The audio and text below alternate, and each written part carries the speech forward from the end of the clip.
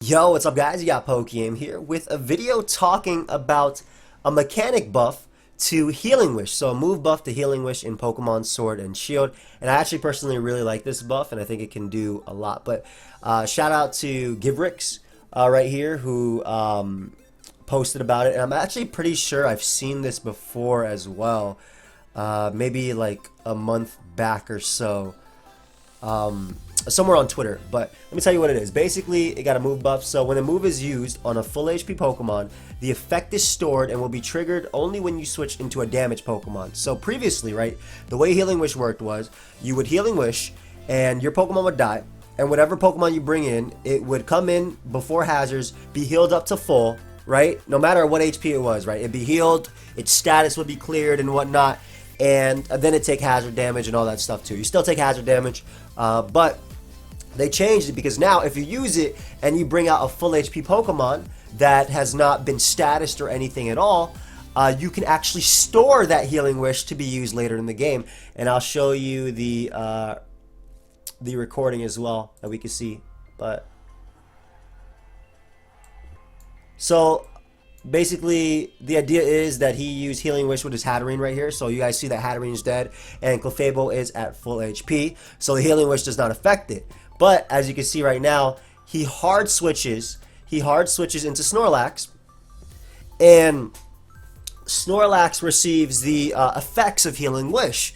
So that's actually a really big buff. For, as you can see right now, the Healing Wish that was stored, it just came in and he got the Healing Wish, right? Obviously, Clefable did not use Healing Wish. Clefable, we saw it hard switch out, and as you can see, it still takes the hazard damage after, like it normally would. So this is a pretty big buff to Healing Wish itself, and some things we got to know as well. You can't have more than one Healing Wish stored at the same time, so you more than likely tested it. You need to switch to get the heal. You can't trigger the heal with moves like Belly Drum or after being hit.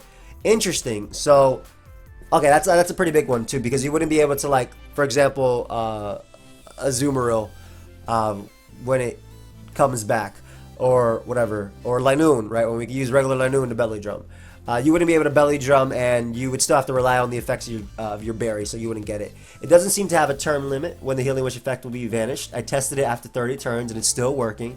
And in double battles, the effect will be stored when the user was on the field, like on the left side. Ally Switch triggers the Healing Wish effect. Oh, okay, that's pretty cool too. So let's see how it goes right here. So he says Ally Wish triggers the Healing Wish effect. So as you can see, Rotom is out on the field, and it's at 18 HP. And as we can see, once again, Clefable this time was the Pokemon that ended up going for Healing Wish. As you can see, it's fainted right there. And they bring out a Pokemon that... They bring out Cinderace. And I'm assuming we're going to see an Ally Switch come out right now. And that's going to affect Rotom. So, yep, that's Ally Switch. And whatever. Flamethrower. Bro, not Pyro Ball? So as you can see, the Ally Switch ends up happening. They change sides. And Rotom received the effect of the Healing Wish. So that's a pretty big buff in general, because that means, like, strategically you could play Healing Wish differently than you normally would. Now, I feel like a lot of the times in competitive Pokemon, we're just going to forget about it, right? It's not like Future Sight where you're guaranteed to hit in 2 turns, right? So you wouldn't see something like Slowking going for Future Sight and then Dragon Tailing out a Pokemon to try and hit something like maybe Virizion. I'm telling you, like, an RU experience from, like, previous tiers that would try to get in Virizion and hit them with the Future Sight upon switching, or maybe like Golbat, depending on what tier you were playing last generation. But I do think this is a pretty cool buff for Healing Wish, and I'm hoping that there's even more move changes that we see. This is not implemented on Pokemon Showdown just yet, but obviously it's in the game itself. And I just like the idea of basically being able to store a Healing Wish and, you know, giving a Pokemon a second life, right? That's just so cool. Because as we saw as well, going back to this is a pretty big one too.